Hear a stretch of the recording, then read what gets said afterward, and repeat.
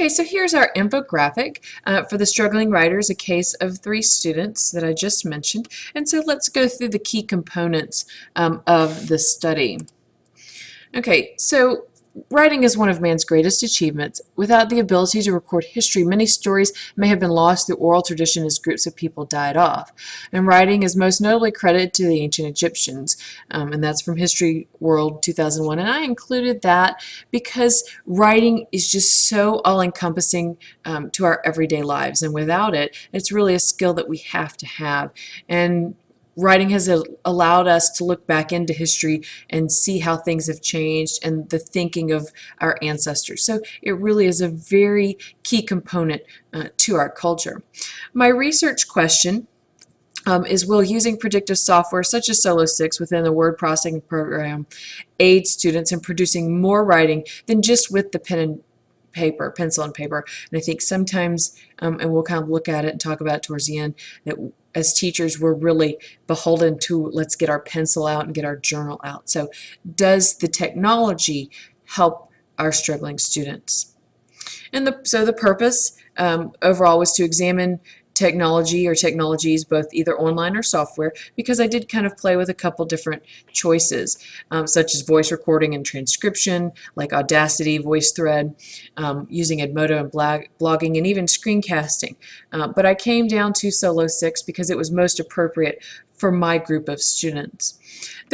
Some of the current literature, and here are a couple quotes from that, and that the literature states for struggling students, writers need to be scaffolded in their lessons about the elements of writing, Mayer and Alexander, 2011.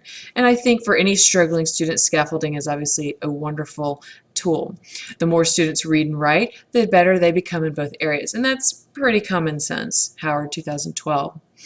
And then communication is front and center, and writing skills are the key component that touch all aspects of our lives. And I just mentioned that, the ancients found a way to pass forward their knowledge, and writing is the key. And as we move forward, it still continues to be the key. Okay, and so we have to really make sure that we're passing on those skills to all of our students. And my participants were 3 third grade students within my classroom. I invited them to participate, and I chose them because they were struggling writers, and they were struggling in other areas as well.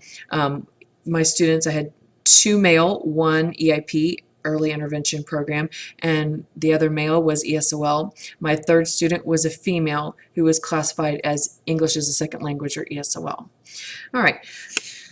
The research design and methodology of my study, I chose to use an ethnographic collective case study with qualitative data collection based on the state writing rubric. And I really wanted to focus, I did a case study because I really wanted to focus on those types of students and those 3 students because they were having such a difficult time. And then I did want to have actual data. The data comes from the Georgia State Writing Rubric, which in 5th grade gets sent off to the state, and in 3rd grade we use the same rubric to develop a portfolio. I looked at 4 areas as based on the rubric. We looked at their ideas, what could they produce and what they were thinking. Conventions would be grammar, punctuation, spelling. Style is probably our most subjective area, with their writer's voice, which is probably the most difficult for most students, and especially your struggling ones. And then organization. Can we put it beginning, middle, and end? Does it have a flow? Are we starting to use our transitions? Okay. So the data was collected, and I have my data charts coming up, but the data collected was over the course of a semester, and unfortunately the semester that I chose, we had 2 weeks worth of ice and snow, so that kind of cut into how many times they got the intervention. So my goal was a 9-week period. I ended up with about 7 weeks of writing instruction. The students had a pre-test and a post-test, as you can see here on the data chart. And when we did the ideas post-test, what Pre-test and post-test. They all started with 4 points. Student number 1 was my male early intervention student, and he made 3 times the gain. He ended up with 12 points. My students 2 and 3, my male and female ESOL students, didn't make quite the same gain, but they did make gains in being able to produce ideas and come up with ideas for their narrative writing. Now, in the area of style, again, that's one of our hardest ones. They all started with 2 points, and my EIP male student, again, made 3 times the gain to 6 points, and my ESOL boy and girl doubled their points at 4. So we're making progress in areas as we go. Okay. This is organization, putting things in order. They all started with 3 points. Again, my EIP male made 3 times the growth to 9 points, and my ESOL student, male and female, not as much, but they did make more than half the point gain there. In our final area, we have conventions, and that's the largest area of growth I saw with these students. And I also have to say that Solo 6, the predictive software technology we were using, would help them with that. It would predict their spelling. It reads it aloud so they could hear if they needed punctuation. So that, I think, is part of why we saw the most gains here. Student 1, my EIP male, had 13 points and did a 20-point jump to 33 in his convention use. Student 2, my ESOL female, started off with 9 points and went to 21 points. My ESOL male student number 3 went from 9 points to 25 points. So the software, the predictive software, definitely helped everyone in all areas of their writing. And some of the conclusions that can be drawn, let's step back to the data.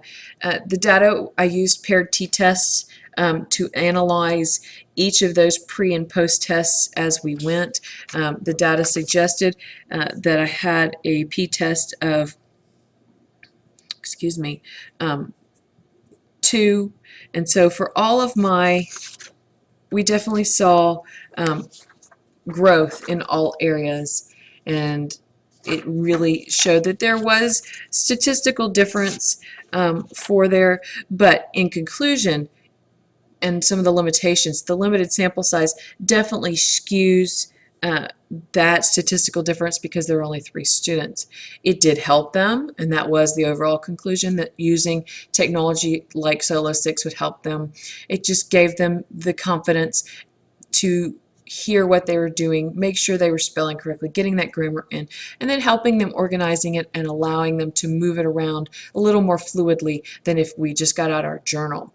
I did only use EIP and ESOL subgroups, and so that's a limitation. So even though we did see some statistical difference, statistical gains and positive statistical gains, because of our limitations, our findings aren't as valid as they could be as if we did use a larger population and more students in the study. So that's something to look forward to next year, and continuing the use of Solo 6 in our writing and the state rubric and grading them. We have to pre-test them and post-test them, and so now we can take it and do the analysis of the data that we already have and continue to see if that Solo 6 predictive software will help them and help all students improve their writing.